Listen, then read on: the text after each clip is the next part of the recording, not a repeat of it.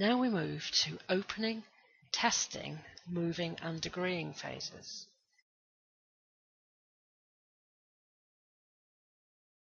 These should flow into one another, but you should be aware of what stage in the process you're at and alter your behaviour accordingly.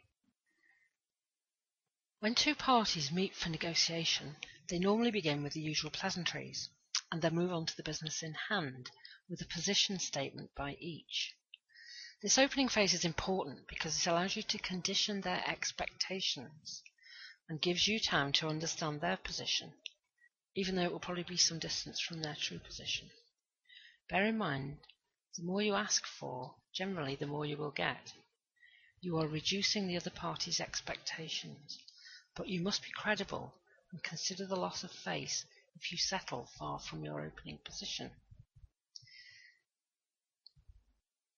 But the negotiation will proceed against the declared opening position, so this is important. The skill is in setting your opening position at the right level through your preparation and planning, and then responding to their position in the best way. Remember to try to avoid setting down markers early. You want them to do that.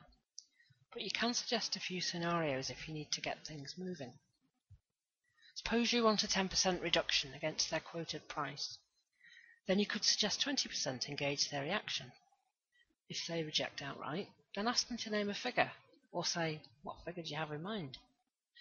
At this stage, use open questions. Who, what, when, where, why, how. You're fishing for information about their parameters and target. By doing this, you should begin to get a feel for their parameters. Refer to your planning notes.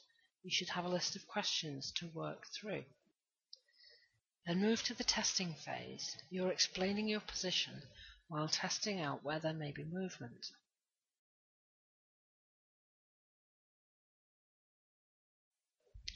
Listen carefully to their responses. If you have a colleague, have them listening and showing you a note if they've picked up a clue you may have missed. An old adage is that you have 2 ears and 1 mouth and should use them proportionately.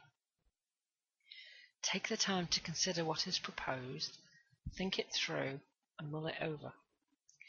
Test any assumptions you've made about their position. Ask questions several different ways. Don't just accept a negative response. Try again a different way. Push for concessions in the variables in the package you want. Better delivery, stronger customer service, sale or return. What can you offer? Better payment terms, higher volume. What are these worth to the other party? Remember to get a return for any concession you make. Remember the negotiating principles we discussed earlier. Maybe go back and look at them now. Try to control the agenda so you can follow your prepared plan. Keep track of where you are against your plan. Set high but credible targets, and remember that everything is negotiable. Watch the other party's body language, facial expression and posture for important clues, and keep yours and your colleagues under control. Be aware of concessions being offered or buying signals from the other party. Sometimes people are so focused on their own list that they miss important signals. Keep in mind that you are trying to influence the other party to accept your position and signalling that you will not be easy to move from your stated position. Don't be afraid of silence in a negotiation. Sometimes your opponent will talk into the silence and make a move, comment, or concession out of turn. You need to keep things warm and pleasant, but consider these tactics that you could use if appropriate. Undermine them by querying assumptions they've made, facts that they've stated, conclusions they've drawn. Query their credibility. Qualify their authority to make the decision for their organisation. Suggest they change their stance. Ask how they would feel about an offer like that if they were in your position. If you need time to think, play for time by deliberately misunderstanding them. Make an incorrect or biased summary. Ask for clarification. And introduce a new variable which may change things, or get your colleague to do one of those things on an agreed signal. Another tactic is to discuss a certain proposition, say on volume. Get the best deal on the table that you can, then increase the volume you can buy to the real figure. You may well get an improved offer. You're trying to get the maximum amount of movement from the other party while minimizing your own movement. Any concession made should be taken ownership of. Do this by repeating the concession achieved and thanking them, but in a low-key way. You want to ensure you have ownership without flagging up the number of concessions made. 60 days delivery, thanks. 5% discount, thanks. Once you have them moving, keep up the momentum. Be careful not to move too far. Keep your concessions small, an inch at a time, even if you are prepared to move further on this point. If you need to keep things moving or start them moving, try this. Make a summary highlighting the points where you feel there is still movement. So, let's see. We've agreed 60-day delivery, 5% discount, and we can still look at payment terms which are 30 days now, but perhaps we could consider 45 days. Then we still have customer service level and packaging to cover. Once we have an outline agreement, we can look at order volume. We may be able to increase that. Or propose the movement you are prepared to concede and ask for what you want from them. So, let's see. We've agreed 60-day delivery, 5% discount, and we can still look at payment terms which are 30 days now. Perhaps we should consider 45 days. I think we can look at order volumes. We may be able to increase that, and maybe you could do something on customer service level.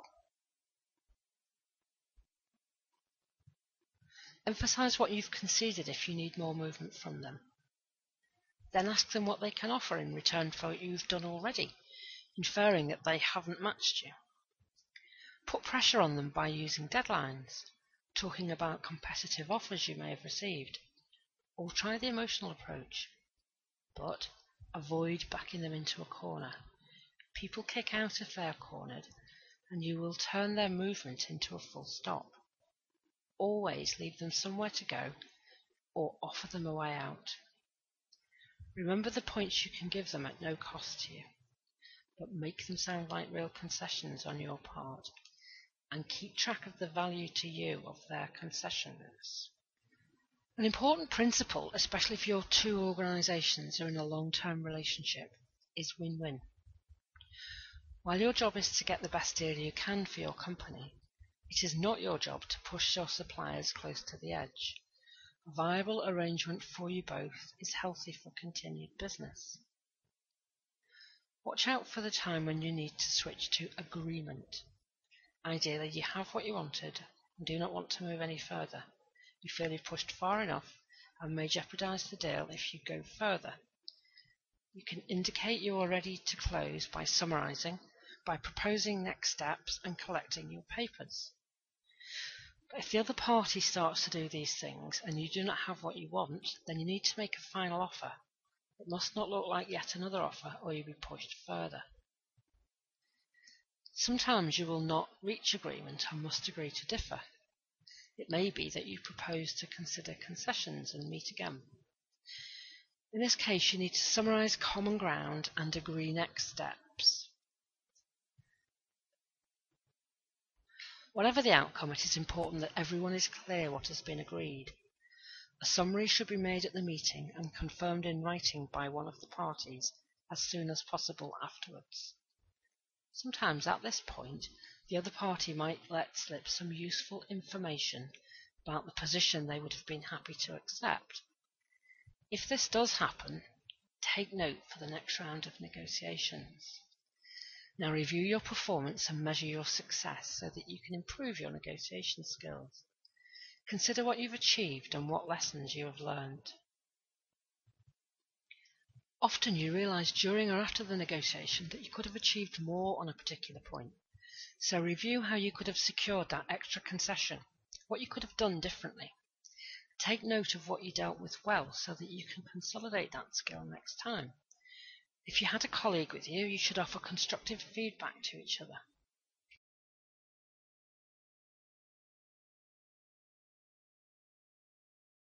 Write a summary for yourself of what you did well and what not so well.